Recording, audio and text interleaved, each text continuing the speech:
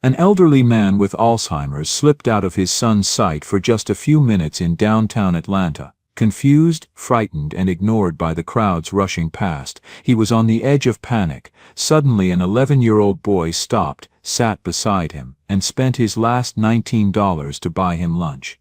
That single moment would quietly connect two lives and trigger consequences neither of them could have imagined.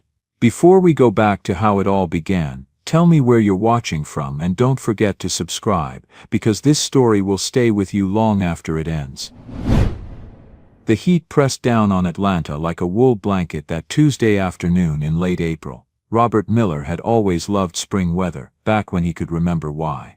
At 76 years old, he sat on a bench outside a cafe on Peachtree Street, watching people rush past with their coffee cups and briefcases, and he felt something he couldn't quite name. Not fear exactly, but close to it. His son had been sitting right there beside him just a moment ago. Or maybe it was longer than a moment. Time had gotten slippery lately, like trying to hold water in his hands. "James?" Robert called out, his voice thin. Nobody answered. The bench beside him was empty except for a newspaper someone had left behind. Robert picked it up, looked at the date, April 21st, 2015, then set it down again. The numbers didn't mean anything to him anymore. He tried to remember why he was here. There had been something about breakfast, about meeting someone important. James had told him to sit still and wait, hadn't he? Or had James gone to get the car? Robert's mind circled the question like a dog chasing its tail, never quite catching it. A woman walked by pushing a stroller, and Robert smiled at the baby. The woman didn't smile back. She quickened her pace, as if Robert might be dangerous. He looked down at his hands, confused. When had they started shaking like that? The truth was that Robert Miller had spent 40 years as a machinist at the Delta Steel plant outside Atlanta. He'd raised James on his own after Robert's wife, Ellen, died in a car accident when the boy was only 8. Those had been hard years, lean years, working double shifts and sleeping 4 hours a night. But they'd been proud years too. Robert had made sure James had everything he needed, had pushed him to study, to dream bigger than a factory floor and a time clock. And James had dreamed big. Full scholarship to Georgia Tech, MBA from Emory. Now he ran some kind of investment company downtown, something with hedge funds and private equity, terms that slid right out of Robert's head the moment James explained them. Robert had been careful with money his whole life. He'd bought a modest house in East Atlanta in 1972 for $18,000. It was worth nearly $400,000 now. He'd put every spare dollar into his retirement account and a few solid stocks that James had recommended. His pension from 40 years at Delta Steel was small but steady, and when Ellen died, her life insurance had paid off the mortgage and left a nest egg he'd never touched, saving it for emergencies. He wasn't wealthy by any means. Not like the people James worked with in their Buckhead mansions. But Robert had enough. Enough to be comfortable, enough to leave James something when he was gone, enough to help someone if they needed it. If only he could remember things clearly enough to actually help. What Robert could remember, on his good days, was the distance between him and his son. When James visited, which wasn't often, he moved through conversations like he was checking items off a list. Call Dad, check. Ask about medications, check. Make sure the new caretaker is working out, check. Promise to visit again soon, check. The worst part was that Robert knew he was forgetting. He could feel his mind slipping away like sand through an hourglass, and there wasn't a damn thing he could do about it. Now, sitting on this bench, Robert felt that familiar fog creeping in. Where was he supposed to be? Where had James gone? The questions swirled but wouldn't settle. Robert stood up because sitting still suddenly felt wrong. His legs were stiff, but they carried him down the sidewalk. He didn't know where he was going, he just went. The city moved around him in a blur of noise and motion. Car horns blared. People shouted into their phones. Somewhere nearby, a jackhammer pounded concrete. Robert walked faster, trying to outpace the confusion, but it followed him like a shadow. He turned down a side street he didn't recognize. Then another. The buildings got taller, blocking out the sun, and Robert realized with a cold jolt that he had no idea where he was. "Excuse me," he said to a man in a suit rushing past. "I'm looking for," but the man was already gone. Robert tried again with a young woman. "Can you help me? I'm trying to find." She glanced at him, then away, speeding up her walk. Panic bloomed in Robert's chest. He spun in a slow circle, searching for something familiar, finding nothing. His heart hammered. His hands shook harder. He couldn't remember his address. He couldn't remember James's phone number. He couldn't remember anything except that he was lost, and no one would help him. Robert found another bench and collapsed onto it. His breath came in short gasps. He thought about standing up, about trying again, but his legs felt too heavy. That's when he noticed the boy watching him. The kid couldn't have been more than 11 or 12, skinny as a rail post with dark skin and eyes that seemed too old for his face. He wore a faded Captain America t-shirt and jeans that had been patched at the knees. He stood about 10 feet away, a worn backpack hanging off one shoulder, just watching. Robert wanted to say something, but the words tangled up in his throat. The boy took a step closer, then another. Then he was standing right in front of the bench. "You okay, mister?" Robert looked up at him. "I don't know where I am."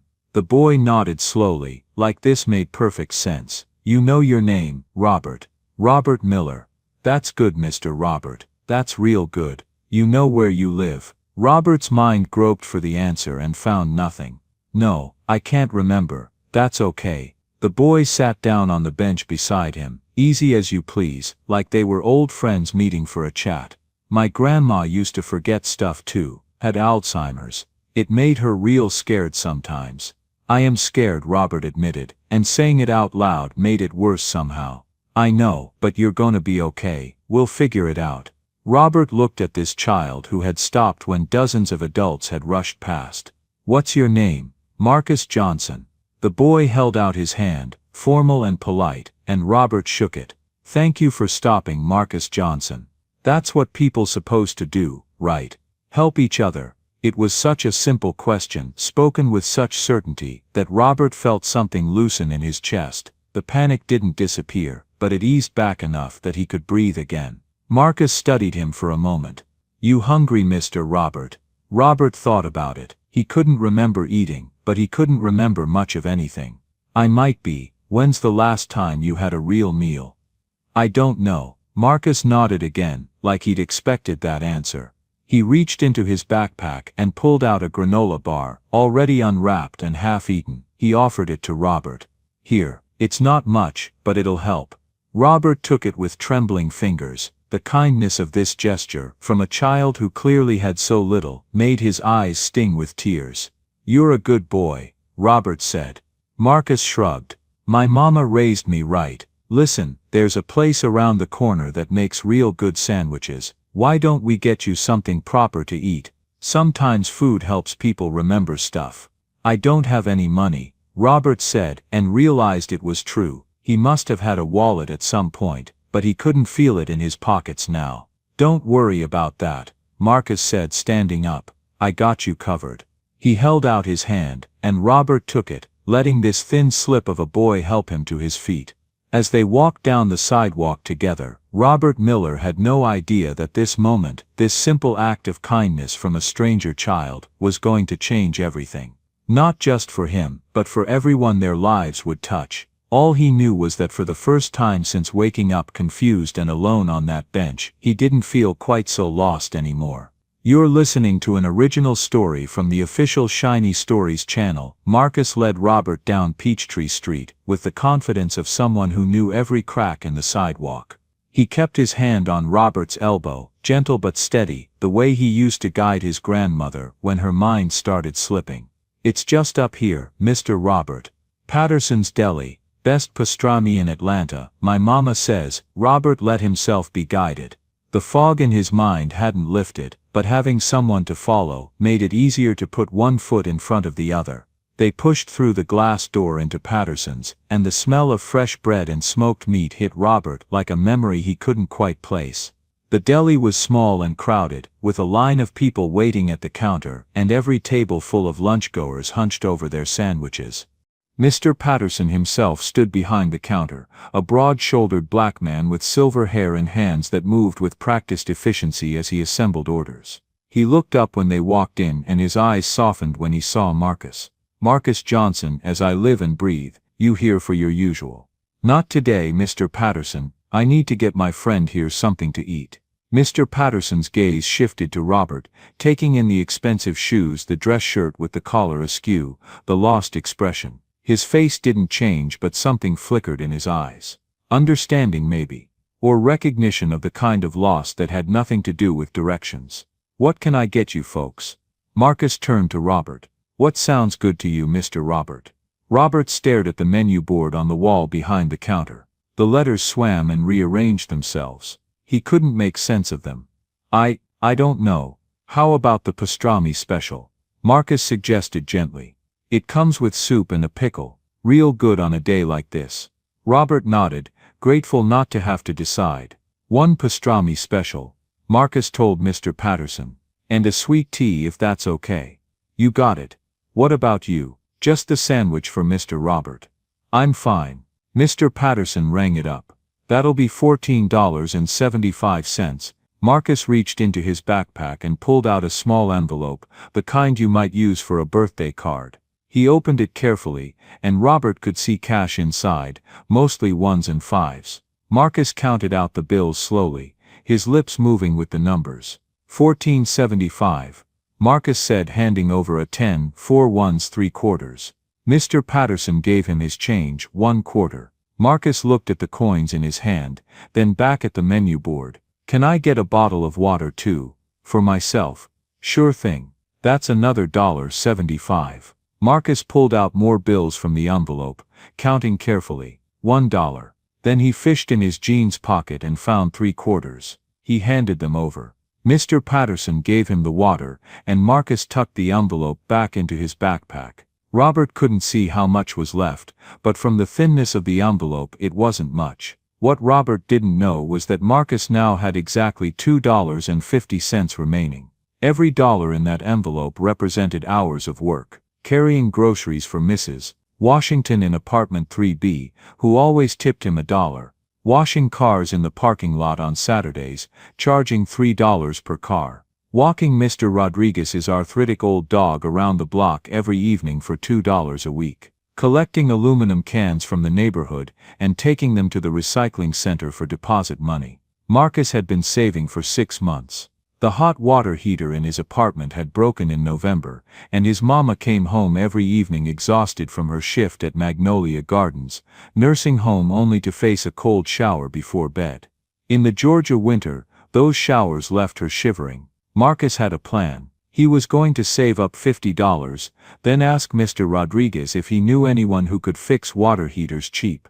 Maybe they could work out a payment plan. $19 had been his progress so far. Now he had $2.50, but looking at Robert's confused, grateful face, Marcus didn't regret it for a second. They sat at a small table by the window to wait for the order. Marcus sipped his water slowly, making it last. Robert's hands had stopped shaking quite so badly. Why are you doing this? Robert asked. Marcus looked surprised by the question. Doing what? Helping me. Spending your money on me. You don't know me. Don't have to know somebody to help them. You needed help. I could help. That's how it works, isn't it? Most people wouldn't stop. I know. Marcus said it matter-of-factly, without judgment. Most people real busy. They got their own problems. But my grandma used to say that being busy ain't an excuse for forgetting we're all human. She said if you can help and you don't, that's on you. You got to live with that. Your grandmother sounds like a wise woman. She was. Marcus smiled, but there was sadness in it. She died 2 years back. Had Alzheimer's like you got. Couldn't remember stuff. Got confused real easy. Sometimes she'd call me by my uncle's name, or think she was still a little girl living in Mississippi. I'm sorry. Me too, but she taught me a lot before she forgot who I was. Taught me that kindness don't cost nothing, even when you ain't got nothing. She said the smallest thing can make the biggest difference if you do it with a good heart. Mr. Patterson called their number, and Marcus jumped up to get the food. He brought back a tray loaded with a sandwich so tall, Robert wasn't sure how he was supposed to eat it. A steaming bowl of chicken soup, a pickle spear, and the sweet tea in a plastic cup beaded with condensation. There you go, Mr. Robert. Eat up. Robert picked up half the sandwich. It had been cut diagonally, and when he bit into it, the flavors exploded across his tongue. Tangy mustard, peppery pastrami, melted Swiss cheese, crisp lettuce. For a moment the fog lifted entirely, and he was just a man eating a really good sandwich. "This is excellent," he said around the mouthful. Marcus grinned.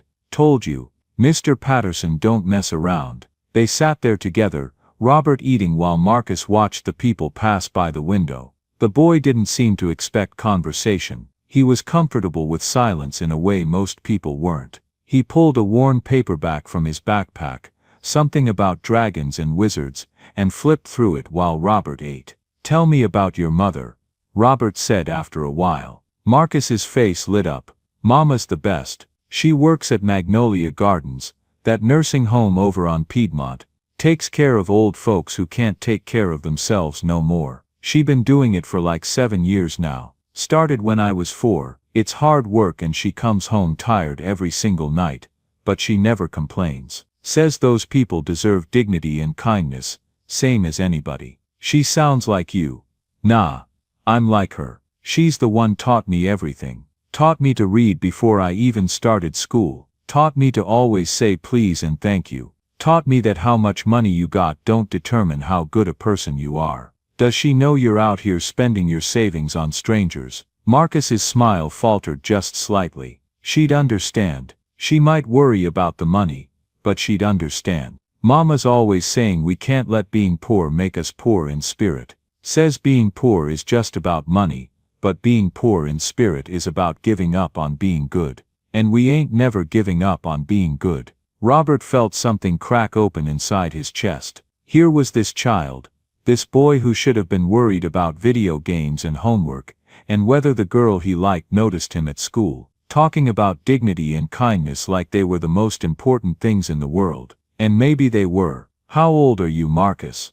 11. Be 12 in September. 11, Robert repeated. When James was 11, Robert had been working double shifts at the plant to keep food on the table and shoes on his boys' feet. He couldn't remember James ever talking about helping strangers, but then he couldn't remember a lot of things anymore. Marcus's phone buzzed in his pocket. He pulled it out, an old flip phone with a cracked screen, and read the message. His face shifted just slightly, worry creasing his forehead. "That's Mama checking on me. I told her I was going to the library." He typed back quickly, his thumbs moving over the tiny keys. "You should go. You shouldn't keep your mother waiting. I can't just leave you here, Mr. Robert. You still don't remember where you live." Robert concentrated hard, trying to pull the information from the murky depths of his mind. A house. There was a house somewhere, with a porch, or maybe a garden. The image wouldn't come into focus. "No. What about your son? You mentioned you had a son named James earlier." "I did? Yeah. When we were walking over here. James." The name felt familiar in his mouth.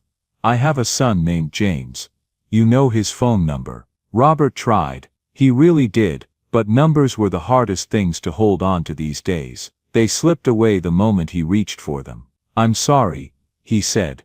And he was. Sorry for being useless. Sorry for being broken. Sorry for taking up this boy's time and money and compassion. "Hey, don't be sorry. It's not your fault." Marcus thought for a moment, chewing his bottom lip. "Listen, I gotta make sure you're okay before I go. Why don't we try to find a police officer or something? They got ways of looking people up, finding their families." The mention of police made Robert's stomach tighten with anxiety, though he couldn't have said why. Something about uniforms and authority and being in trouble made him uneasy. "I don't want to be any trouble." "You're not trouble, Mr. Robert, but Mama would have my hide if she knew I left you sitting here alone and confused. She taught me better than that." Marcus stood up, gathering their trash. He was about to say something else when the door to the deli flew open with such force that it banged against the wall. A man strode in, his face flushed red and his eyes wild with panic and rage. He wore an expensive charcoal suit and carried himself with the authority of someone used to being obeyed. He scanned the room frantically, and when his gaze landed on Robert, relief and fury warred across his features. "Dad!" James Miller rushed toward their table. "Where the hell have you been? I've been searching everywhere. Do you have any idea?" He stopped mid-sentence, his attention shifting to Marcus. For a moment, James just stared at the boy. Then his expression hardened into something cold and suspicious. Robert blinked up at his son. "James?" "Yes, Dad. It's James." He grabbed Robert's arm. Not gently. "Come on. We need to go. The police are still out searching for you. I need to call them off." But James wasn't looking at Robert anymore. His attention had fixed on Marcus, and the expression on his face made Marcus take an involuntary step backward. James looked at his father's empty plate, at the sandwich wrapper, at the boy standing there in his patched jeans and faded t-shirt. His mind made calculations, drew conclusions, all of them wrong. "What did you do to him?" James's voice was tight, controlled, but with an edge that suggested violence barely restrained. Marcus's eyes went wide. "Sir, I didn't." "Did you take money from him? Go through his pockets?" While he was confused. "No. I bought him lunch. He was lost and scared and I lost." James's laugh was harsh and bitter. "He has Alzheimer's. He doesn't know where he is half the time. And you?" He looked Marcus up and down, taking in every detail. The worn shoes, the cheap backpack, the dark skin. "You saw an easy target, didn't you?" "That's not. I was just helping him." Mr. Patterson came around the counter. "Now hold on just a minute. That boy didn't do nothing wrong. He paid for your father's meal with his own money. I saw the whole thing. Counted out every dollar himself." "Stay out of this," James snapped, not even looking at him. He still had his grip on Robert's arm, tight enough that Robert winced. "Dad, did this kid take anything from you? Your wallet? Your phone?" Robert looked at Marcus, who stood frozen with fear and confusion, then at his son's furious face. The fog in his mind was back, thick and disorienting. Too many people talking. Too much noise. Too much happening all at once. I don't. What's happening?" "See? He doesn't even know." James pulled out his phone.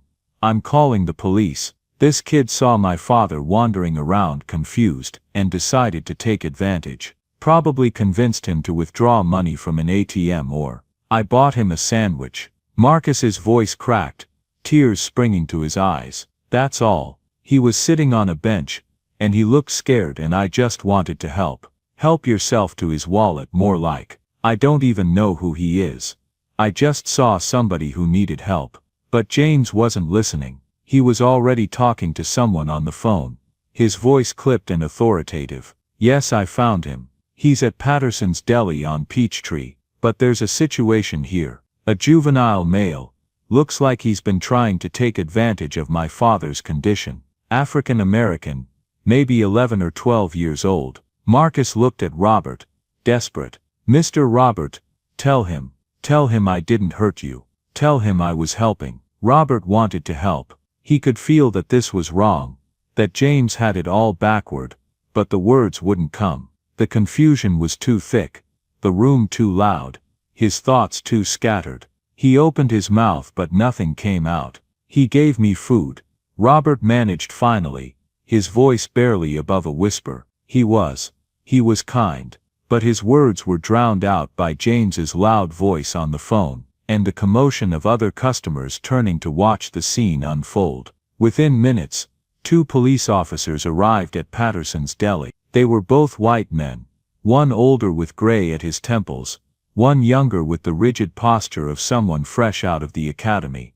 They listened to James's version of events, looked at Marcus's shabby clothes and Robert's expensive shoes, and the math wasn't complicated. "Son, we need you to come with us," the older officer said, reaching for Marcus's arm. "I didn't do nothing wrong." Marcus tried to pull away, tears streaming down his face now. "Ask Mr. Patterson. Ask anybody. I was just trying to help." "Marcus paid for that meal himself, Mr. Patterson insisted, his voice firm. "That boy comes in here all the time. He's a good kid. He ain't never been in no trouble. He saw this man needed help, and he helped him. That's all that happened." But the officers weren't interested in Mr. Patterson's testimony. They had James Miller, whose business card identified him as managing partner at Miller Hendricks Capital, a firm they'd certainly heard of. They had an elderly man with obvious cognitive impairment, who couldn't give a clear statement. And they had a poor black kid with no proof except his word. "Sir, we can take your statement at the station," the younger officer told Mr. Patterson. "Right now, we need to sort this out." "There's nothing to sort out." Marcus's voice rose to a shout. "I didn't steal nothing. I gave him my money that I saved for 6 months to try to fix our water heater so my mama don't have to take cold showers no more. I gave it to him because he needed it more than I did right then." The desperation in Marcus's voice, the specific detail about the water heater, made the older officer hesitate. He looked at the boy more carefully, saw the fear and hurt and confusion in his young face. "Look, son, nobody's saying you stole anything yet.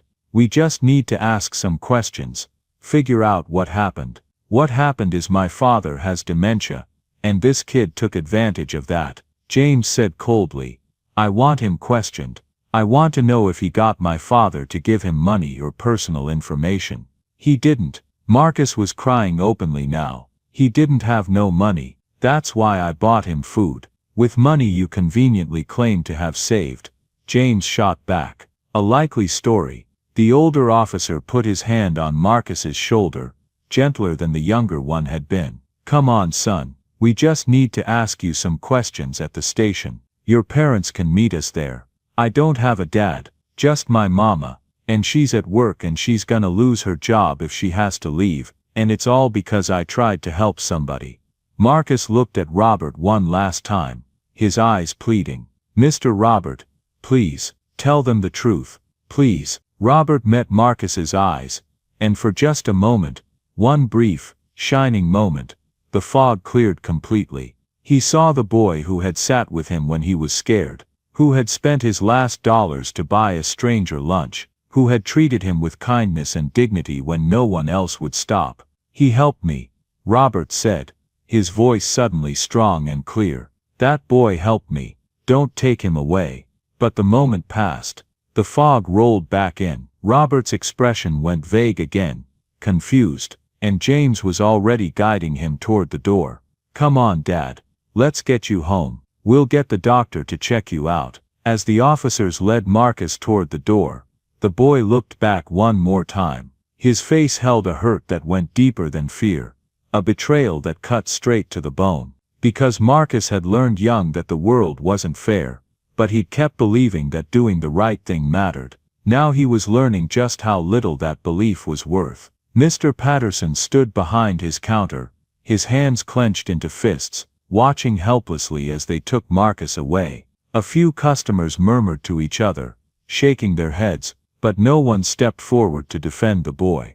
No one wanted to get involved. Robert watched from James's car, as the police cruiser pulled away with Marcus in the back seat. Somewhere in his broken mind, he knew something terrible had just happened, something wrong, something unfair.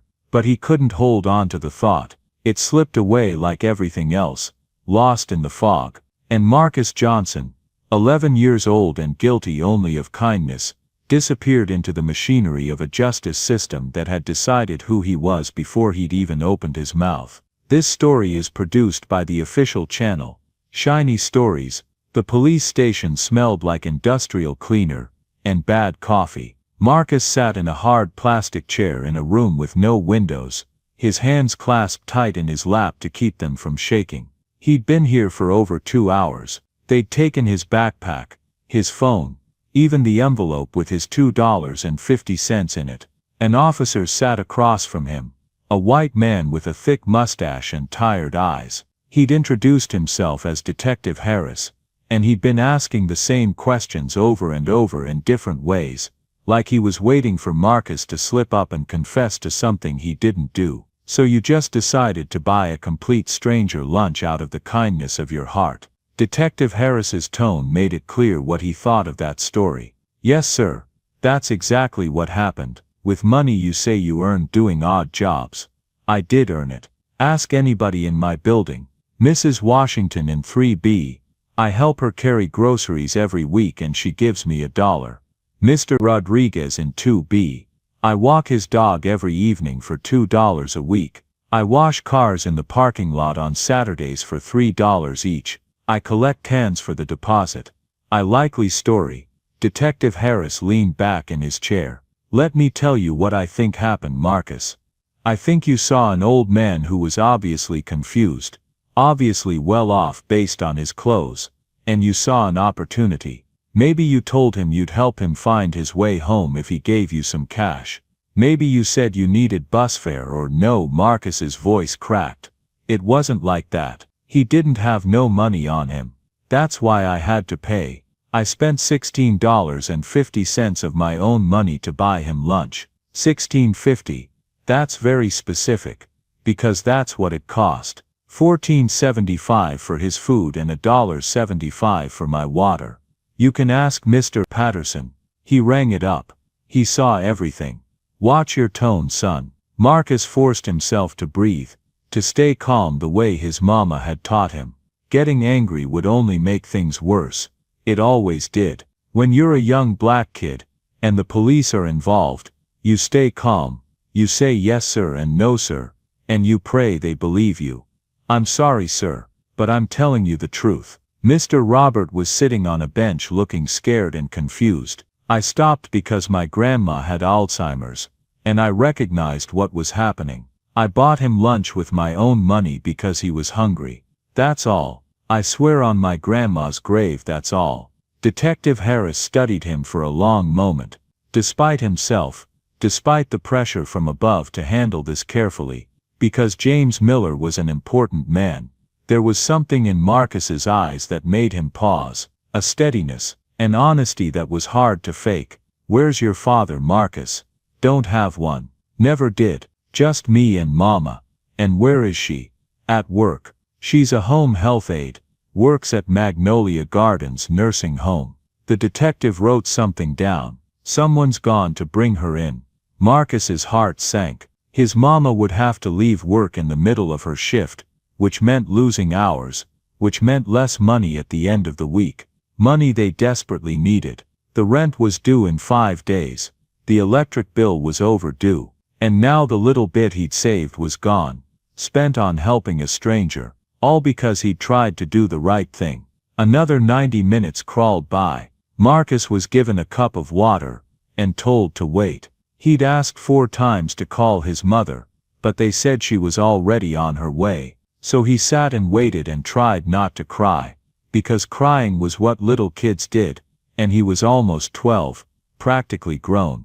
The door finally opened and his mama rushed in like a hurricane. Janelle Johnson looked like she'd aged 10 years in the past 3 hours. She still wore her work scrubs with someone else's name tag clipped to her chest, because she'd been covering for a coworker. Her hair was pulled back in a hasty ponytail, and her eyes were red-rimmed but fierce. Baby, are you okay? Did they hurt you? I'm fine, Mama. I'm sorry. I'm so sorry you had to leave work. She wrapped him in her arms, and that's when Marcus finally let himself cry. Mrs. Johnson, Detective Harris stood. We need to ask you some questions about your son. Janelle pulled back, her arm still around Marcus's shoulders. When she looked at the detective, her voice was steel wrapped in ice. My son is 11 years old. He's never been in any kind of trouble, never even had a detention at school. What exactly is he being accused of? Attempting to exploit a vulnerable adult. There's also a question of possible theft, though we haven't confirmed that yet. Exploiting. Janelle's laugh was harsh and bitter. My son helped an old man who was lost and confused. He bought him food with money he earned himself. And for that you drag him here like some kind of criminal. Ma'am, the gentleman's son filed a complaint. We have to investigate. The gentleman's son jumped to conclusions. Because my boy is black and poor, and that automatically makes him suspicious, doesn't it? That's what this is really about. Now Mrs. Johnson, don't now Mrs. Johnson me. She stood up, her full 5'4" frame radiating fury. I know exactly how this works. I've lived it my whole life. My son saw someone who needed help, and he helped them. That's how I raised him. And you're punishing him for it. We're just trying to get to the bottom of what happened. Then talk to the man my son helped. Where's Robert Miller? Why haven't you asked him what really happened? He has Alzheimer's disease, ma'am. He can't give a reliable statement. His memory is severely compromised. Then talk to the man who owns the deli. Marcus said he was right there the whole time. We have Mr. Patterson's statement on record. And what did he say? Detective Harris hesitated, just for a moment. He corroborated your son's version of events. Then why? Janelle's voice broke. She closed her eyes, took a breath, and when she spoke again her voice was quieter but no less intense. Then why is my baby still here? Because James Miller is a respected member of the business community, and he's very concerned about his father's welfare. He believes your son may have taken advantage of his father's confusion to obtain money or personal information. James Miller. Janelle repeated the name slowly. Let me guess. White man. Expensive suit. Used words like concerned and vulnerable while he was really just scared a black kid might have gotten his hands on some of Daddy's money. The detective's silence was answer enough. I want my son released. Now. Unless you're charging him with something. We're leaving. Mrs. Johnson. I understand you're upset. But upset. Janelle's voice rose. My son did something kind. Something good. Something I taught him to do. And he got arrested for it. I had to leave work, which means I just lost 4 hours of pay we can't afford to lose. Because some rich white man couldn't imagine that a black child might actually help someone without wanting something in return. So yes, detective, I am upset. I am furious. And if you try to keep my son here one more minute without charging him with something, I'm calling every news station in Atlanta and telling them exactly how the APD treats children who try to help people. They stared at each other across the small room. Marcus watched his mama stand up to authority in a way he'd never seen before, and he felt a fierce pride mixed with his shame at causing this mess. Finally, Detective Harris nodded. He's free to go, but Mr. Miller may still pursue this civilly, and we may need to speak with Marcus again if more information comes to light. You have our address. You know where to find us. Janelle gathered Marcus's belongings, checked to make sure his $2.50 were still in the envelope, and led her son out of the police station with her head high and her hand firm on his shoulder. They didn't speak until they were on the bus heading home. The afternoon sun slanted through the windows, and Atlanta rolled past them, gleaming towers downtown, giving way to strip malls and fast food restaurants as they headed toward their neighborhood. Then Janelle pulled Marcus close and whispered, "You did the right thing, baby. Don't you ever doubt that. You did exactly what I raised you to do. But mama, you had to leave work and we need the money, and I spent almost all my savings and hush." She kissed the top of his head. "The money doesn't matter. What matters is that my son has a good heart. And nobody gets to punish him for that." But as the bus rattled through the streets of Atlanta, Marcus stared out the window and wondered if having a good heart was worth it.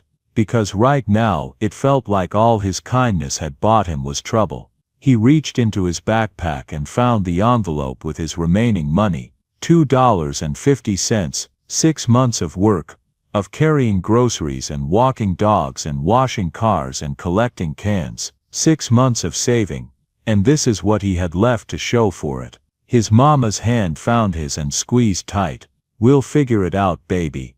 We always do." Marcus nodded because he knew that's what she needed, but deep down he felt something shifting inside him.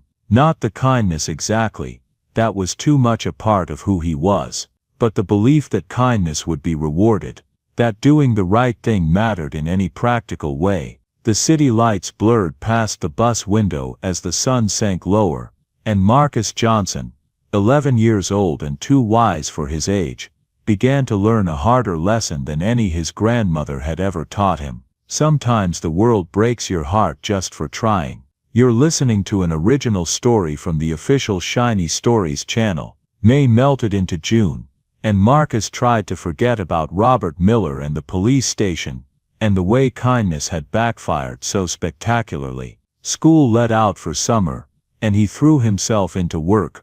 More lawns to mow now, more cars to wash, more ways to earn back what he'd lost. Mrs. Washington gave him extra jobs around her apartment. "Heard what happened to you, baby," she said, pressing $2 into his hand after he'd helped her organize her storage closet.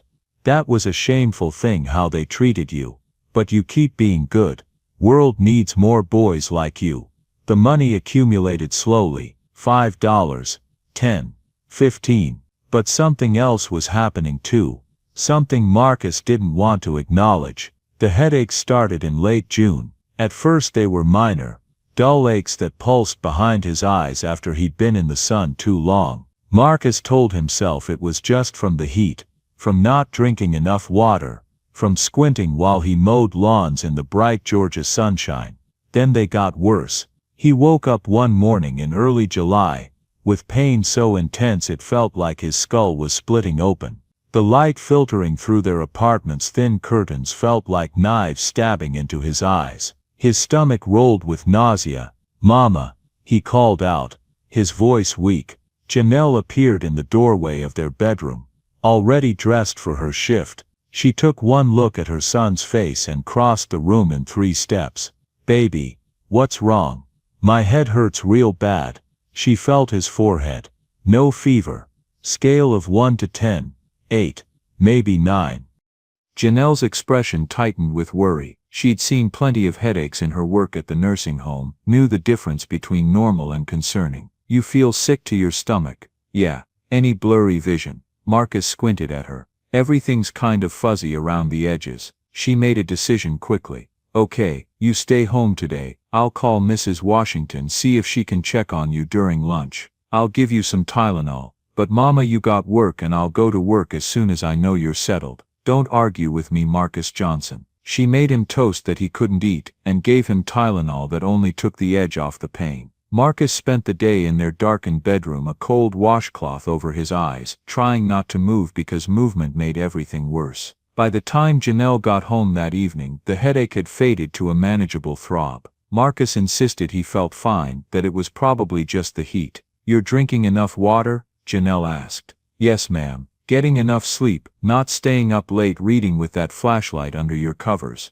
Marcus had the grace to look guilty. He'd been rereading his favorite fantasy series, losing himself in worlds where good always triumphed and heroes always won. "Maybe I'll go to bed earlier." "See that you do." But the headaches kept coming. Once a week at first, then twice, then 3 times. Marcus learned to function through them, to smile when his mama asked how he felt, to insist he was fine when Mrs. Washington noticed him wincing. He didn't want to worry Janelle more than she was already worried. Their landlord had raised the rent $30 starting in August. The car Janelle drove to work was making a grinding noise that probably meant expensive repairs. The hot water heater was still broken. They didn't have money for doctor visits and tests. So Marcus kept quiet and hoped the headaches would go away on their own. Then the tiredness came. It started small, nothing he couldn't explain away. He'd fall asleep over the book he was reading. He'd choose to sit in the shade during basketball instead of playing. He'd come home from a day of odd jobs and collapse on the couch, sleeping until Janelle shook him awake for dinner. Growing boy needs his rest, she told herself, even as worry gnawed at her gut.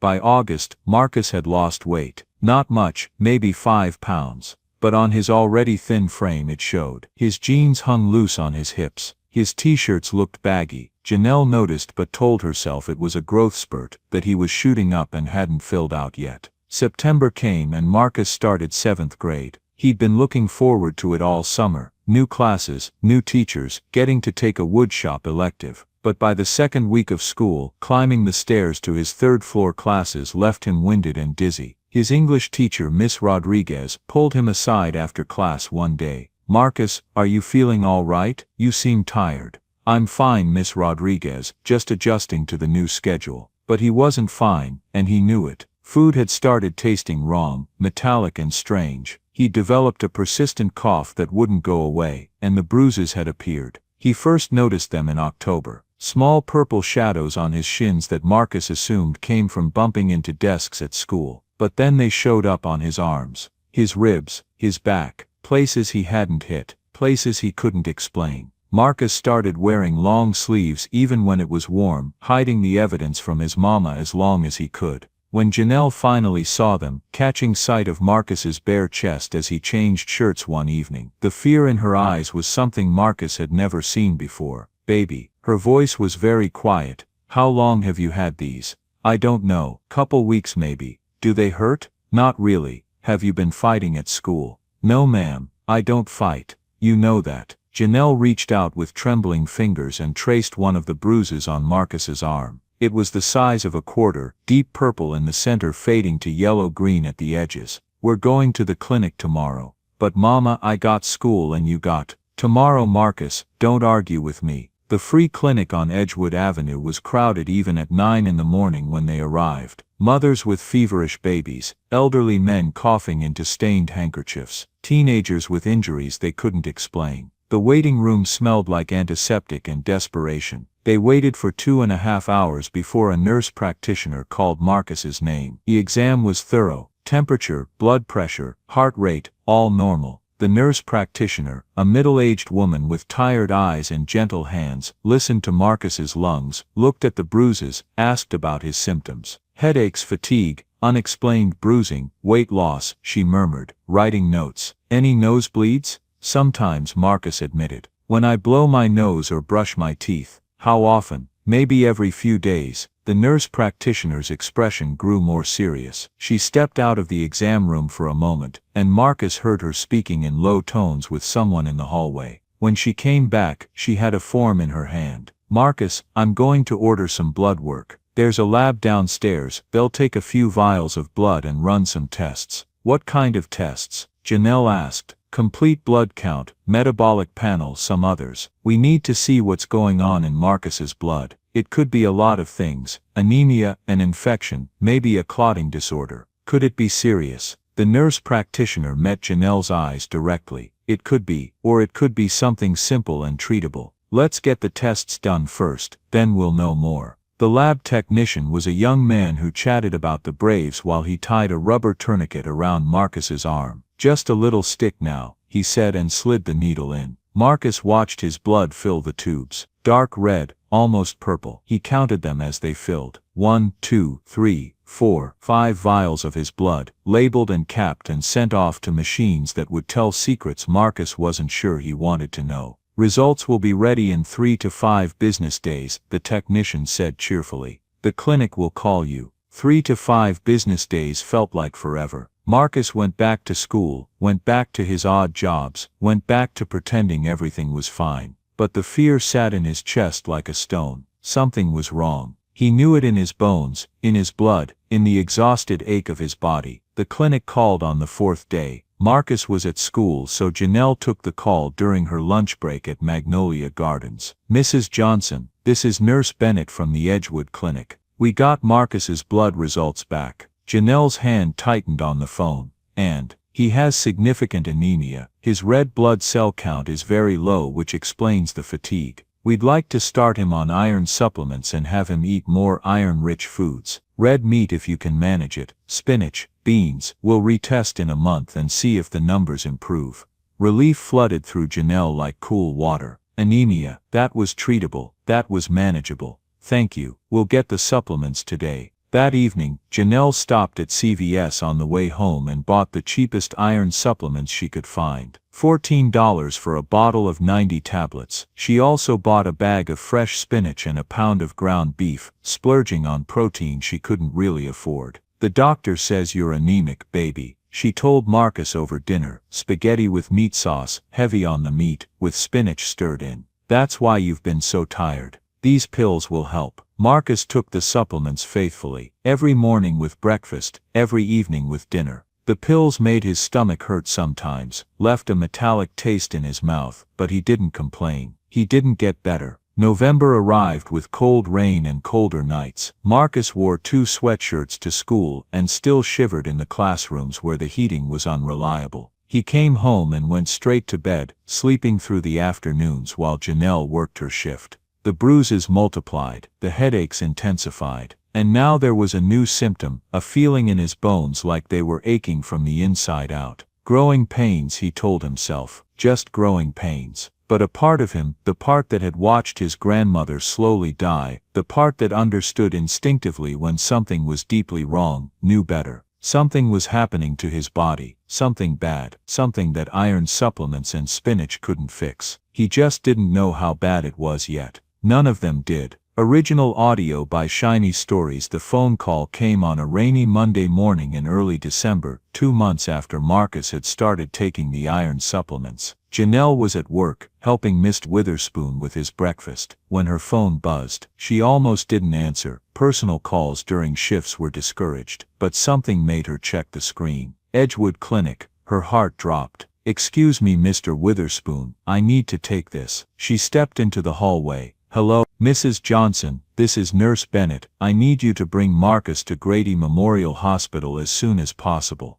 The floor tilted beneath Janelle's feet. "What? Why? I thought the iron supplements. We had Marcus come in for his follow-up blood work on Friday, remember? The results just came back from the lab, and his numbers are worse, much worse. His white blood cell count is extremely elevated, his platelets are dangerously low, and his hemoglobin is continuing to drop despite the supplements." "What does that mean?" "It means we need to rule out some serious conditions. I've already called ahead to Grady's emergency department. They're expecting you." "What kind of serious conditions?" But Janelle already knew. She'd worked with enough patients, seen enough diseases, recognized enough symptoms. She just needed to hear someone say it. "Mrs. Johnson, I don't want to speculate over the phone. Please just get Marcus and take him to Grady right now. This can't wait." Janelle's supervisor was understanding when she explained she had to leave immediately. Janelle drove her protesting Honda Civic through Atlanta's midday traffic with tears streaming down her face and prayers on her lips. She picked Marcus up from school, not bothering to check him out properly, just walking into his math class and saying, "We need to go now." Marcus saw his mother's face and didn't argue. He gathered his books and followed her to the car, fear coiling in his stomach. "Mama, what's wrong?" "We're going to the hospital, baby. They need to run some tests." "What kind of tests?" Janelle's hands tightened on the steering wheel. "I don't know yet, but we're gonna face it together, whatever it is." At Grady Memorial they were ushered straight past the crowded waiting room into the emergency department. Nurses descended on Marcus with practiced efficiency, blood pressure cuff, thermometer, more vials of blood drawn from his already bruised arms. A doctor appeared, young and brisk with a tablet in hand and questions rapid fire. How long had Marcus been feeling tired? When did the bruising start? Any bleeding gums? Night sweats? Unexplained fevers? Yes, yes, yes, yes, yes, yes, yes to all of it. More tests followed. A chest x-ray, an abdominal ultrasound, and then the worst one, a bone marrow biopsy. "We need to take a sample from your hip bone," the doctor explained to Marcus. "I'm not going to lie to you, son. It's going to hurt, but we'll use a local anesthetic to numb the area as much as possible." Marcus lay on his side while they prepped him, Janelle holding his hand so tight his fingers went numb. The needle going in didn't hurt much, just a pinch. But when they pushed deeper, when they hit bone, and started extracting marrow, the pain was unlike anything Marcus had ever felt. He didn't scream. He bit down on the rolled-up towel they'd given him and squeezed his mama's hand and breathed through it like they'd taught him.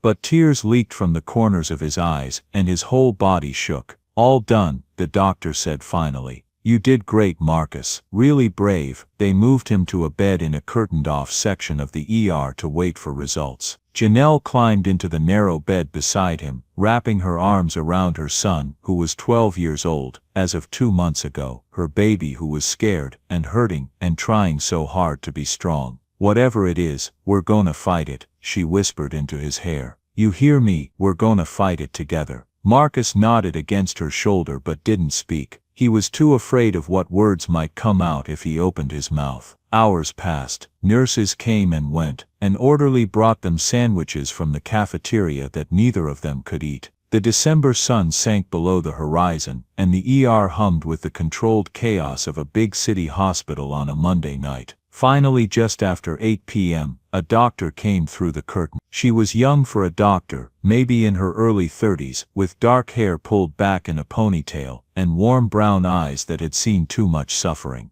"Mrs. Johnson, "Marcus, I'm Dr. Anjali Patel. I'm a pediatric oncologist here at Grady." The word oncologist hit Janelle like a fist to the chest. She pulled Marcus closer. Dr. Patel sat down in the chair beside the bed. She didn't soften the blow or dance around it. She just spoke the truth, clean and direct. "Marcus has acute lymphoblastic leukemia. It's a cancer of the blood and bone marrow. The leukemia cells are crowding out the normal blood cells, which is why he's been having all these symptoms." The world stopped. Everything, the beeping monitors, the voices in the hallway, the fluorescent lights overhead, all of it faded into white noise. Janelle heard the words but couldn't process them. Cancer. Her baby had cancer. "Can you cure him?" The words came out as a whisper. "All is very treatable in children and adolescents," Dr. Patel said. And Janelle heard the but coming before the doctor even spoke it. "With aggressive chemotherapy, we see remission rates of 85 to 90%. The challenge is that Marcus's cancer is quite advanced. Based on his blood work and bone marrow results, I'd classify this as high-risk OL." "What does that mean?" "It means we need to start treatment immediately and aggressively. A multi-drug chemotherapy regimen, probably 18 to 24 months of treatment total. If the cancer responds well, we may also need to discuss a bone marrow transplant. And if we do all that, he'll be okay." Dr. Patel's pause said everything. High-risk OL is more challenging to treat than standard risk, but kids are resilient. We have every reason to hope for a good outcome. Hope, such a fragile, inadequate word for what Janelle needed. "How much?" Marcus asked suddenly, his voice small. "How much does it cost?" Dr. Patel looked at him with something like sorrow. "The treatment we're discussing would run somewhere between $200,000 and $300,000 over the course of therapy. That's for chemotherapy, supportive care, hospital stays, medications, everything." The number was so large it didn't feel real. Janelle made $38,000 a year before taxes as a home health aide. She had maybe $900 in savings and $12,000 in credit card debt from the time her car broke down last year. $200,000 to $300,000. It might as well have been $200 million. "I don't have insurance that covers that," Janelle said, her voice breaking. "I have the state Medicaid for Marcus, but I don't know if Grady has a charity care program." Dr. Patel said gently, "We'll never turn away a child who needs treatment. But I need to be honest with you. The treatment Marcus would get through charity care won't be as aggressive as what I'd recommend if cost wasn't a factor. We'll do chemotherapy, but we'll be limited in the drugs we can use, the supportive medications, the frequency of hospital stays, and if he gets the basic treatment instead of the aggressive treatment, his chances of remission drop. By how much I can't say exactly. Every case is different." Marcus felt his mother's arms tighten around him, felt her whole body shaking. He thought about the $2.50 he had left from his savings, about the $19 he'd spent on Robert Miller, about all the lawns he'd mowed and cars he'd washed and cans he'd collected, all of it meaningless in the face of $300,000. "What happens if we can't afford the treatment at all?" Marcus asked quietly. Dr. Patel looked at him, this brave, articulate 12-year-old boy, and her heart broke a little. "We'll do everything we can with the resources available. But Marcus, without treatment, ALL progresses quickly, especially high-risk OL. How long?" Janelle's voice was barely a whisper. 6 months maybe a year. "I'm so sorry." The sound Janelle made was inhuman, a keening wail of grief and rage and helplessness. She doubled over, pulling Marcus against her, sobbing into his shoulder. Marcus held his mother while she fell apart, his own eyes dry because he felt too shocked for tears. 6 months to a year. That would take him to next summer at best. He'd never make it to 8th grade, never get his driver's license, never kiss a girl or go to prom, or see what he might become. All those futures, all those possibilities, stolen by cells in his blood that had decided to multiply wrong. "We'll start the basic chemotherapy protocol through the charity program tomorrow," Dr. Patel said quietly. "We'll admit Marcus tonight and begin in the morning, and Mrs. Johnson, don't give up hope. I've seen miracles happen. We'll do everything we can." But both Janelle and Marcus heard what she didn't say. Everything we can might not be enough. They admitted Marcus to the pediatric oncology ward that night. A nurse helped him change into a hospital gown and showed him to his room. It wasn't private, he'd share it with another boy, a 7-year-old with leukemia who'd been in treatment for 8 months already. The roommate was bald and pale and hooked up to an IV, but he smiled at Marcus when he came in. "Hey, I'm Tyler." "Marcus, you just get diagnosed." "Yeah, today. That's the worst day," Tyler said with the wisdom of someone who'd been through it. "It gets a little better after that. Not good but better than today." Janelle climbed into the narrow hospital bed beside Marcus after the nurses left. She wrapped her arms around her son and held him like she'd held him when he was a baby, like she could protect him from the world through sheer force of will. "I'm scared, Mama," Marcus finally whispered. "Me too, baby. Me too." Outside the window, Atlanta glittered with lights. Monday night was becoming Tuesday morning, and somewhere out there people were living normal lives, worrying about normal things. Marcus Johnson wasn't normal anymore. He was a cancer patient with an expiration date, and there wasn't a damn thing anyone could do about it. Thanks for listening on the official Shiny Stories channel. The first round of chemotherapy started the next morning. 3 drugs dripped into Marcus's veins through an IV: vincristine, doxorubicin and prednisone. The nurses had explained what each one did, how they worked together to kill cancer cells, but Marcus couldn't keep track of the details. All he knew was that within hours of starting the treatment, he felt like he was dying. The nausea hit first, rolling over him in waves that left him retching into a pink plastic basin even though his stomach was empty. The anti-nausea medication helped some, but mostly he just felt sick and exhausted and miserable. Janelle sat beside his bed, holding his hand, whispering encouragement even though she was falling apart inside. Her phone rang on the second day, a number she didn't recognize. "Mrs. Johnson, this is Dorothy Williams. We spoke a few months back about Marcus and Mr. Robert Miller." Janelle's first instinct was to hang up. She didn't need anything from the Miller family right now. They'd caused enough trouble. "What do you want?"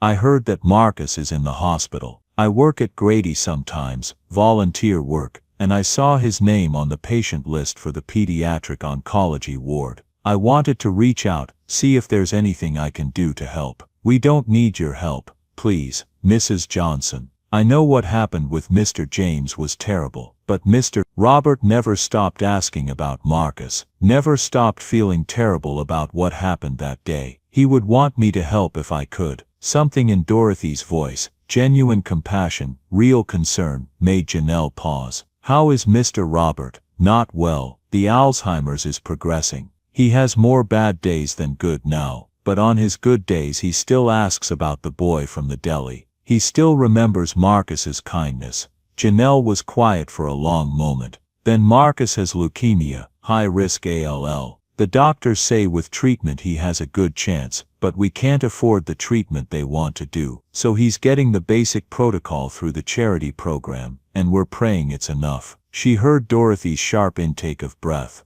"Oh, that poor child. That sweet, kind child. Yeah, well, life ain't fair, is it?" "No, it's not. But sometimes people can help make it a little more fair." "Mrs. Johnson, would it be all right if I visited Marcus? I'd like to see him, and I think Mr. Robert would too. It might be good for both of them." Janelle looked at her son, who was sleeping fitfully in the hospital bed, his skin gray, and his lips dry. What did she have to lose? "I'll ask Marcus when he wakes up. If he wants to see you, you can come." When Marcus heard about the potential visit, his first reaction was fear. He remembered the police station, the accusations, the humiliation. But he also remembered Robert's confused kindness, the way the old man had tried to defend him even through the fog in his mind. "Is Mr. Robert mad at me?" Marcus asked. "Baby, why would he be mad at you?" "Because I caused all that trouble. Because I got him worried and confused." And Marcus Johnson, you listen to me. You helped that man when nobody else would.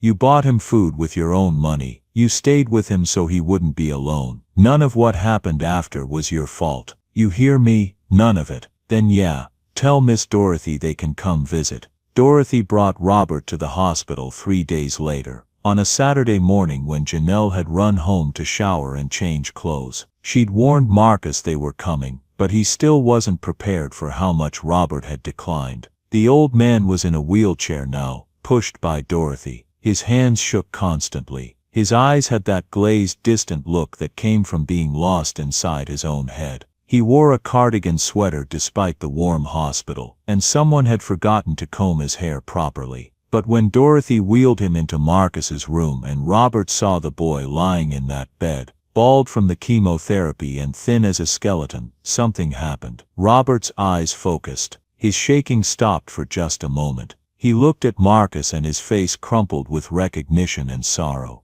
"The boy," he whispered. "Oh, the boy." Marcus tried to smile, but it came out wobbly. "Hey, Mr. Robert, thanks for coming to see me. You're sick." It wasn't a question. "Yes, sir. I got leukemia. I'm sorry." Robert reached out with a trembling hand and Marcus took it. The old man's grip was weak but sincere. "I'm so sorry you're sick. It's not your fault, Mr. Robert." "Did I help you?" Robert asked suddenly, confusion clouding his features again. "I wanted to help you. Did I?" Marcus looked at Dorothy, who shook her head slightly. Robert didn't remember changing his will, didn't remember the fight with James. Most days he didn't even remember James. "You helped me, Mr. Robert. You were kind to me when I needed it. That's the most important thing." Robert smiled, and for just a moment, the fog lifted completely. His eyes were clear and present and filled with warmth. "You were kind to me first, when I was lost. You bought me lunch.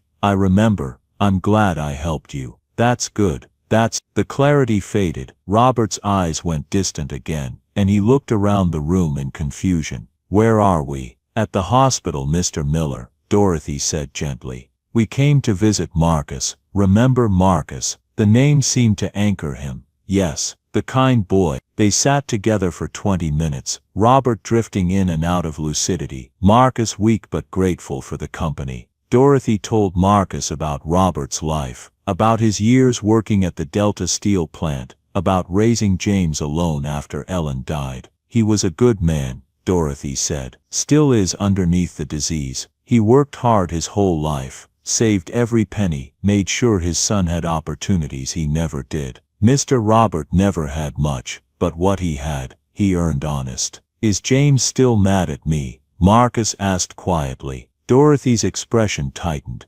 "Mr. James is complicated. He's protective of his father. Sometimes that protection comes out in ugly ways. He's not a bad man, Marcus. He's just scared and tired, and he's been watching his father disappear for 3 years now. That changes a person." It wasn't quite forgiveness, but it was understanding.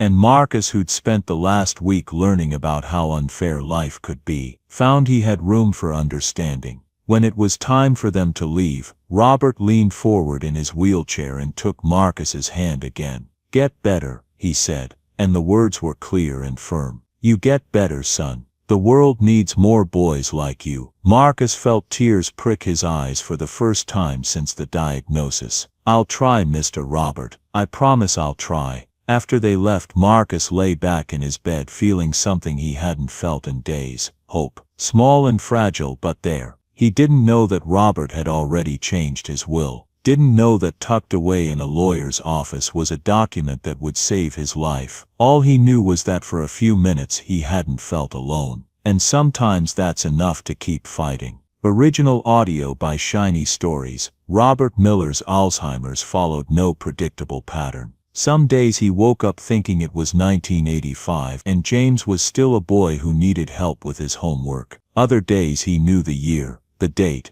even what he'd had for breakfast, only to lose it all an hour later. But on a cold Tuesday morning in early February, exactly 2 months after Marcus's diagnosis, Robert woke up with the clearest mind he'd had in over a year. It was like someone had turned on a light in a dark room. Suddenly everything was sharp and present. He knew he was Robert Miller, knew he was 76 years old, knew he had Alzheimer's and it was stealing him away piece by piece. He knew his son was James and that they'd grown distant over the years. He knew he lived in the house on Glenwood Avenue that he'd bought for $18,000 in 1972. And he knew about Marcus Johnson. The memory came flooding back with perfect clarity. The boy who'd found him on the bench, who'd spent his last $19 to buy lunch for a confused stranger. who'd been accused and humiliated because Robert's son had jumped to terrible conclusions. Robert also remembered something else, something Dorothy had told him during one of his few lucid moments. Marcus was sick. Marcus had cancer. Marcus was dying because he couldn't afford the treatment that would save him. Robert got out of bed, moving with more purpose than he had in months. His hands still shook, but his mind was clear. He had to act now, before the fog came back. Before this gift of clarity slipped away. James had already left for work. It was past 9 a.m., late for Robert to be sleeping. The new caretaker, a efficient woman named Barbara who followed James's instructions to the letter, was downstairs in the kitchen. Robert went to his study and closed the door. He sat at his desk, the same desk where he'd paid bills and balanced checkbooks and taught James multiplication tables decades ago. He pulled out his leather portfolio where he kept important documents. There was his will, last updated 5 years ago, everything to James. Simple and straightforward. There was the power of attorney document, signed 3 years ago when the Alzheimer's diagnosis came, giving James control over Robert's finances and medical decisions if Robert became incompetent. Robert stared at that document for a long moment. Incompetent? Was he incompetent right now, in this moment of perfect clarity, or was he more competent than he'd been in months? He picked up the phone and called his lawyer. Not the expensive corporate firm James used, but old Tom Carver, who'd handled Robert's affairs back when all Robert had was a mortgaged house and a pension. Miller Residence, came Tom's familiar voice. Tom, it's Robert. A pause. Robert, is that really you? You sound clear. I am clear. For now. I don't know how long it'll last. Tom, I need to change my will. Today, this morning if possible. Robert, does James know you're calling me? No, and he can't. Not yet. Not until it's done. Robert, he has power of attorney. If you're deemed incompetent, I know what he has. I'm the one who gave it to him. Robert's voice was firm, steady. But I'm not asking about power of attorney. I'm asking about my will. Can I change my will, or can't I? You can, as long as you have testamentary capacity. You need to understand what you're doing and the consequences of your decisions. I understand perfectly. A boy helped me when I was lost. That boy is dying because he can't afford medical treatment. I have money, not a fortune but enough. I want to use it to help him. Tom, will you help me do that or not? Tom was quiet for a long moment. Robert could practically hear him weighing legal considerations against 30 years of friendship. I'll be there in an hour. But Robert, if you're serious about this, we need to do it right. We need witnesses. We need a competency evaluation. We need everything bulletproof. James will fight this. I know. Let him fight. I'm doing this anyway. True to his word, Tom arrived 58 minutes later with a court-appointed psychiatrist named Dr. Sandra Hammond. Barbara tried to stop them at the door, saying she needed to call Mr. James first, but Robert overruled her. I'm still the owner of this house, Barbara. Let them in. They set up in Robert's study. Dr. Hammond was a no-nonsense woman in her 60s with sharp eyes and a gentle manner. She asked Robert a series of questions designed to evaluate his mental state. Some questions were easy. What is your name? Where do you live? Who is the president? Robert couldn't answer that one and felt the fog starting to creep in at the edges. Other questions were harder. What year is it? What month? What did you have for breakfast? Robert struggled with those, felt the panic rising as simple facts slipped through his mental grasp like water. He couldn't remember breakfast, couldn't remember what year it was. The clarity was already starting to fade, but when Dr. Hammond asked him why he wanted to change his will, the words came clear and strong. Because a 12-year-old boy named Marcus Johnson found me when I was lost and afraid. He didn't know me, didn't know I had any money. He just saw someone who needed help, and he helped. He spent his last $19 money he'd been saving to fix his mother's hot water heater to buy me lunch. To make sure I was safe. Robert's hands were shaking badly now, but he pressed on. That boy was arrested because my son assumed the worst. Assumed a black child, helping an old white man must be up to something. Marcus was humiliated, scared, accused of things he didn't do, all because he was kind. And now? Dr. Hammond prompted gently. Now Marcus has leukemia. High risk AO. He's dying because his family can't afford the treatment that would save him. I have some money. Not a lot, but more than they have. I want to make sure Marcus gets the treatment he needs. I want to set up a trust fund so he can be helped properly, the way he helped me. You understand this means less money for your son to inherit. I understand. James is successful. He makes more in a year than I made in 10. He'll be fine. Marcus won't be fine unless someone helps him. Dr. Hammond asked more questions, probing Robert's understanding of what he was doing. She asked about his assets. Robert knew approximately. His house was paid off, worth maybe $400,000 now. He had about $200,000 in retirement accounts and savings. A few other investments. She asked if he understood that changing his will would likely cause conflict with his son. She asked if anyone was pressuring him. Nobody's pressuring me, Robert said firmly. This is my decision, my money, my choice. Finally, Dr. Hammond set down her pen and looked at Robert with something like admiration. Mr. Miller, you clearly have significant cognitive impairment due to Alzheimer's disease. On most cognitive measures you show deficits. However, regarding this specific decision, you demonstrate clear understanding of the facts, rational reasoning about the consequences, and authentic personal values driving your choice. In my professional opinion, you have testamentary capacity to modify your will at this time. I'll sign the certification. Relief flooded through Robert so intensely he felt tears prick his eyes. Tom Carver had brought all the necessary paperwork. Together they worked out the details. Robert would establish a trust fund specifically for Marcus Johnson's medical care, initially funded with $100,000 from Robert's savings. If Marcus's treatment exceeded that amount, the trust would draw from Robert's other assets as needed. Upon Robert's death, whatever remained in his estate after Marcus's medical needs were fully met, would be split. 50% to James, 50% to establish a medical assistance foundation to help other children like Marcus. Tom had also brought 2 witnesses, a colleague from his law office and a notary public. They'd been waiting in the car. Robert signed the will with shaking hands, but the signature was clear enough. The witnesses signed. The notary applied her stamp and seal. It was done. Just as they were finishing, Barbara came rushing into the study, her phone in hand. Mr. Miller, I really think I should call Mr. James, he specifically said. Mr. James is not in charge here, Tom said firmly. Mr. Robert is still the owner of this house and these assets. These gentlemen are leaving now, and this matter is concluded. As Tom and the others packed up to leave, Robert felt the clarity slipping away like water through his fingers. The fog was rolling back in, and he knew he only had minutes left. Tom, he said urgently, gripping his lawyer's arm, make sure Marcus gets the money. Make sure James can't stop it.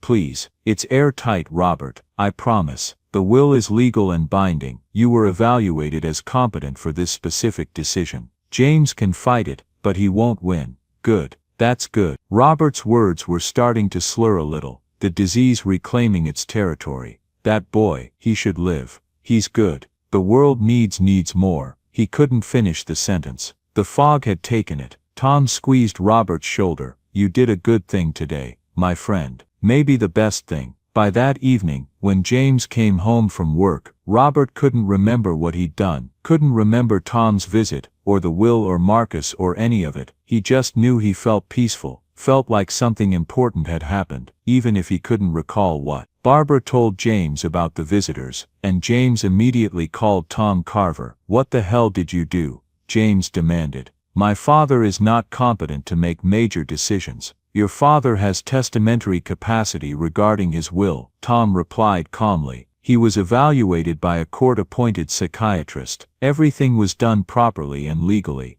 I'll fight this. I have power of attorney, which covers financial and medical decisions during his lifetime, not the disposition of his assets after death. The will stands, James, and before you threaten to sue, you should know we have a psychiatrist's written evaluation, multiple witnesses, and a notarized document. You'll lose. James slammed the phone down, furious and humiliated, but the will stood. And 3 days later, when the hospital's billing department received notice that Marcus Johnson's medical expenses were being covered by the Robert Miller Medical Trust, Dr. Patel called Janelle, with news that seemed impossible. Mrs. Johnson, I don't know how this happened, but Marcus's balance has been paid, and there's a trust fund established specifically for his medical care. We can start the aggressive treatment protocol immediately. Janelle dropped the phone, her knees giving out. She sank to the floor beside Marcus's hospital bed, and sobbed with relief so profound it felt like being reborn. Marcus, weak and sick from the basic chemotherapy that wasn't working well enough, looked at his mother in confusion.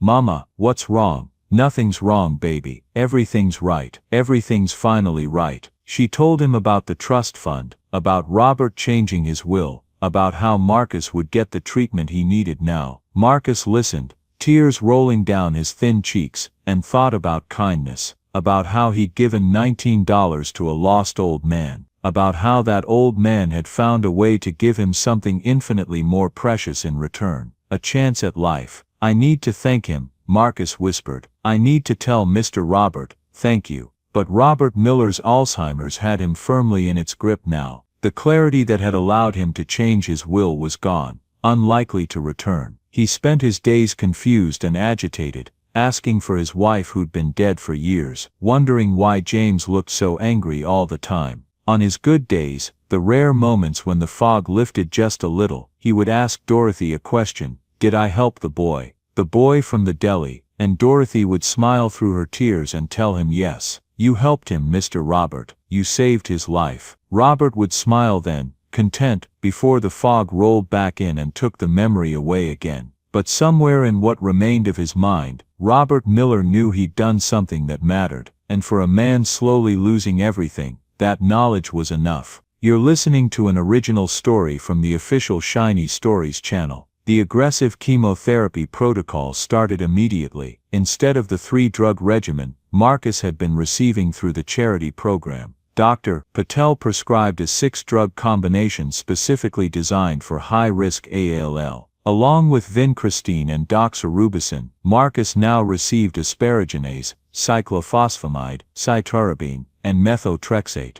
The drugs were delivered in cycles, timed precisely to hit the cancer cells during different phases of their growth. The side effects were catastrophic. Marcus lost what little hair he had left within a week. His mouth filled with painful sores that made eating torture. He developed neuropathy in his hands and feet, a tingling burning sensation that never quite went away. His immune system crashed, leaving him vulnerable to every passing infection. But the cancer started to die. "His white blood cell count is dropping," Dr. Patel told Janelle after 2 weeks of the new protocol. "The leukemia cells are responding to treatment. This is exactly what we want to see."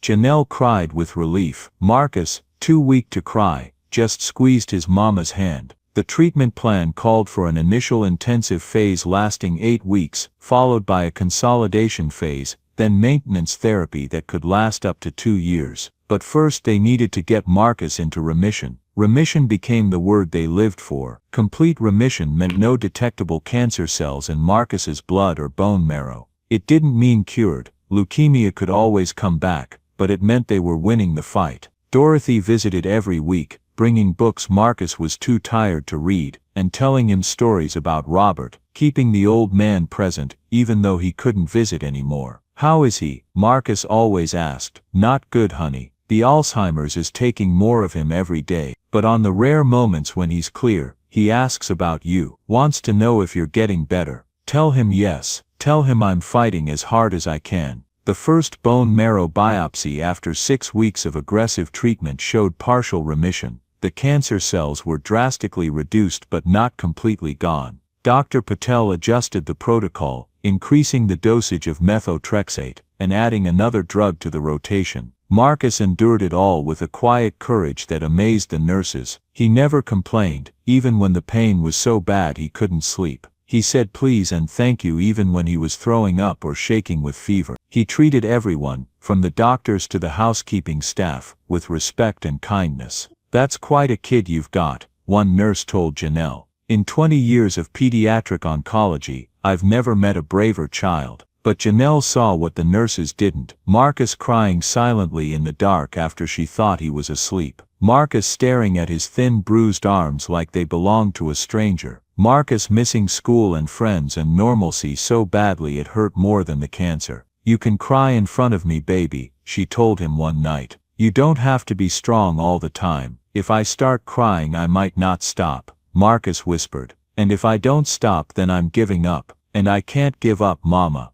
Mr. Robert gave me a chance. I can't waste it. The second bone marrow biopsy in March showed complete remission. No detectable leukemia cells. Dr. Patel smiled when she delivered the news, and Janelle actually laughed out loud with joy. But remission wasn't the end, it was just the beginning. Now we move to the consolidation phase, Dr. Patel explained. We need to make sure we've killed every last cancer cell, even the ones we can't detect. And then we need to talk about a bone marrow transplant. The transplant was crucial. Without it, the chance of the leukemia returning within 2 years was over 60%. With a successful transplant, those odds dropped dramatically. The problem was finding a donor. Siblings were usually the best match, but Marcus was an only child. His mother wasn't a good match. They'd need to search the National Marrow Registry. The search took 3 weeks, and the answer that came back was both hopeful and complicated. There was a potential match through a distant cousin on Janelle's side, a young woman named Keisha living in Birmingham who was a 75% match. Not perfect, but good enough. Keisha, who was 24 and worked as a dental hygienist, agreed to donate without hesitation. Family helps family, she said simply when Janelle called to thank her. I'm glad I can help.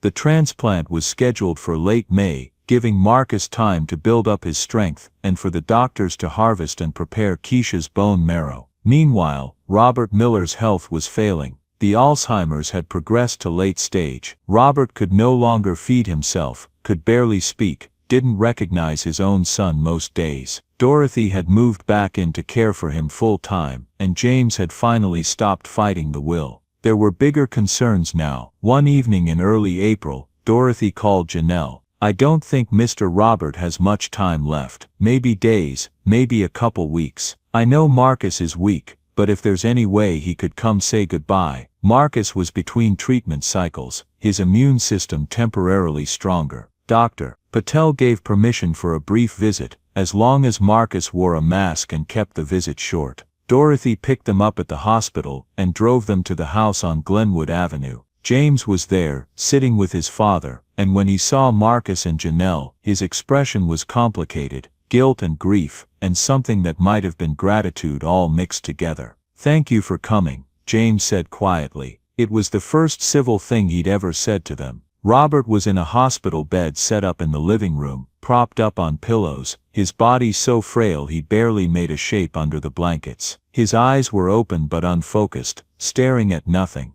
Marcus approached slowly, afraid and sad. This wasn't the man who'd smiled at him in the deli, or held his hand in the hospital. This was a shell, empty of everything that had made Robert Miller himself. Mr. Robert, Marcus said softly, it's Marcus, I came to say thank you for everything you did for me. No response. Robert's eyes didn't move. I'm in remission now, the cancer's gone at least for now, and I'm gonna have a bone marrow transplant in a few weeks, and if it works, I might be cured, really cured, and it's all because of you, because you helped me when you could barely help yourself. Marcus's voice broke. Tears rolled down his face behind the mask. I just want you to know that your kindness mattered, Mr. Robert. It saved my life. And I'm gonna live the best life I can, I promise. I'm gonna be the kind of person you thought I was when you helped me. I'm gonna make it mean something. For a long moment, nothing. Then Robert's eyes shifted, just slightly, toward Marcus's voice. His lips moved, forming a word so quiet that Marcus almost missed it. Good. That was all. Just one word, but it was enough. Dorothy drove them back to the hospital, all three of them crying quietly in the car. Robert Miller died 2 days later, on a Tuesday morning with Dorothy holding his hand and soft music playing on the radio. His last moment of consciousness was brief, just a flicker of awareness, a moment of peace, and then he was gone.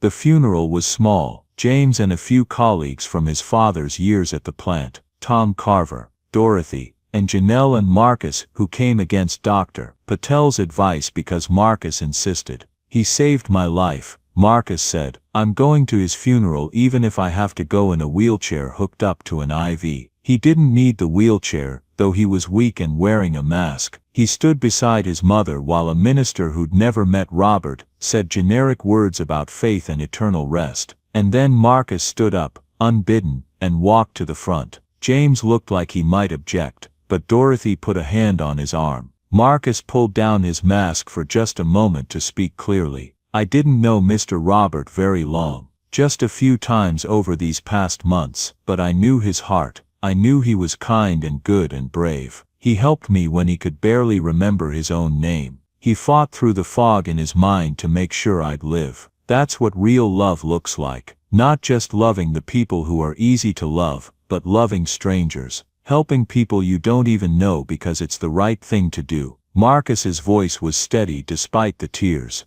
Mr. Robert told me to get better, and I am. I'm fighting every day, and I'm gonna win. And when I do, when I grow up and do something good with my life, it'll be because he gave me that chance. So I just want to say thank you, Mr. Robert. Thank you for seeing me. Thank you for believing in me. Thank you for choosing kindness when the whole world was forgetting how. He sat down, and the small congregation was silent. James had his face in his hands, shoulders shaking. After the funeral, James approached Marcus and Janelle. His eyes were red, his usual confidence shattered by grief and regret. I'm sorry, he said, for what I did that day at the deli, for not listening, for assuming the worst. I was wrong and I'm sorry. Marcus looked at this man who'd caused him so much pain, and found he had no room for anger anymore. Cancer had burned that out of him, leaving only the essential things. I forgive you, Marcus said simply. Your dad did too, I think. James nodded, unable to speak, and walked away. The bone marrow transplant happened 3 weeks later. Keisha's marrow was harvested in Birmingham, and rushed to Atlanta, where Marcus waited in a sterile isolation room, his immune system destroyed by massive doses of radiation and chemotherapy to make room for the new cells. The transplant itself was anticlimactic, just an IV bag of dark red liquid dripping into his veins. But those cells carried the potential for a cure, and Marcus watched every drop with desperate hope. The days after were brutal. Marcus spiked fevers that made him delirious. He couldn't eat, couldn't sleep, could barely think through the fog of pain and medication. His mouth and throat were covered in sores. His skin broke out in a rash that burned like fire. But slowly, impossibly, the new bone marrow engrafted. His counts started to rise. The fevers subsided. The pain became manageable. The transplant took, Dr. Patel said, and Janelle sobbed with relief. He's doing remarkably well. If he continues like this, Mrs. Johnson, I think your son is going to make it. Marcus came home in July, 3 months shy of his 13th birthday. He was bald and thin and weak, but he was alive. He was cancer-free, and the odds were good that he'd stay that way. The apartment was still the same shabby place it had always been, but it felt like a palace. Janelle had used some of the remaining trust fund money to finally fix the hot water heater. That night, Marcus took a long hot shower and cried with gratitude for something as simple as warm water. He'd survived. Robert Miller's gift had saved his life. Now he had to figure out what to do with it.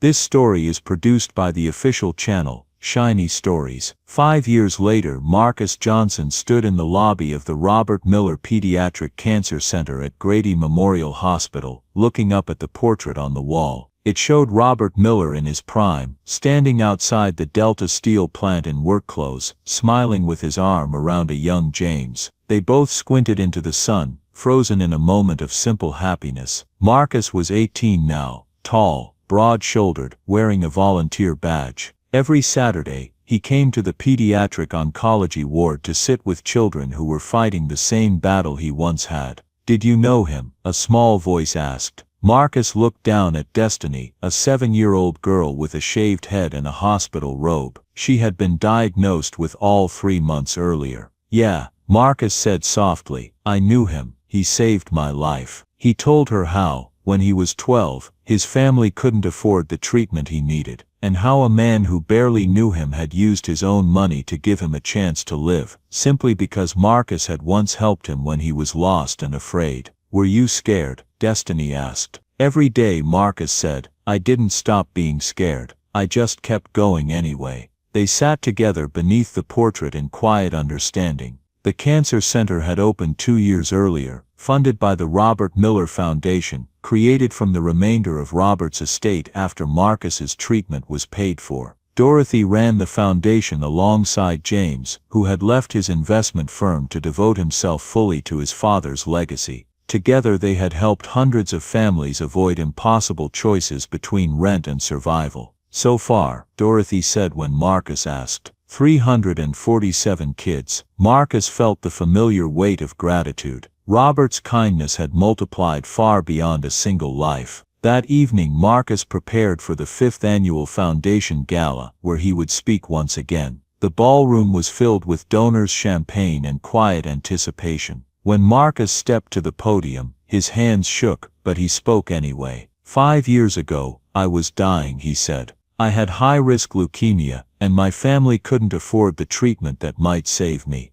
Then something extraordinary happened. A man I'd met once, just once, used the last clarity he had to change his will so I could live. He told them about the bench, the $19, the accusations, the diagnosis, and the impossible odds. I'm standing here because a machinist from East Atlanta decided a stranger's life mattered, Marcus said. He chose kindness. By the time he finished, the room was on its feet. That night, the gala raised more than $800,000. Later James approached Marcus, his voice thick with emotion. I used to think my father chose you over me, he admitted. But he didn't. He chose to live his values. That's the inheritance he left me. Years passed. The foundation grew. By the time Marcus graduated from Georgia Tech and entered medical school, over 1,000 children had been helped. He became a pediatric oncologist, then specialized in bone marrow transplantation, carrying Robert's gift with him every step of the way. On the 10th anniversary of the foundation, Marcus, now Dr. Marcus Johnson, returned to the podium. He held up a worn envelope. This is where it started, he said. $19. One choice to help a stranger.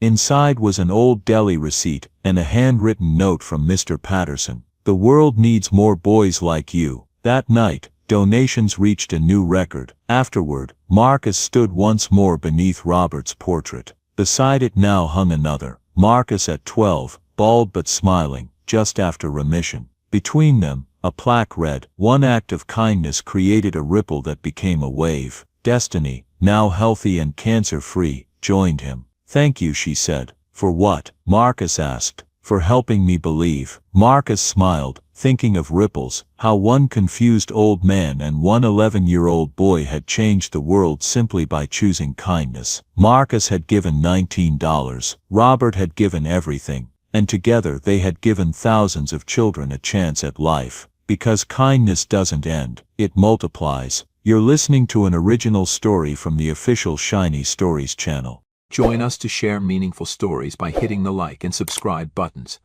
Don't forget to turn on the notification bell to start your day with profound lessons and heartfelt empathy.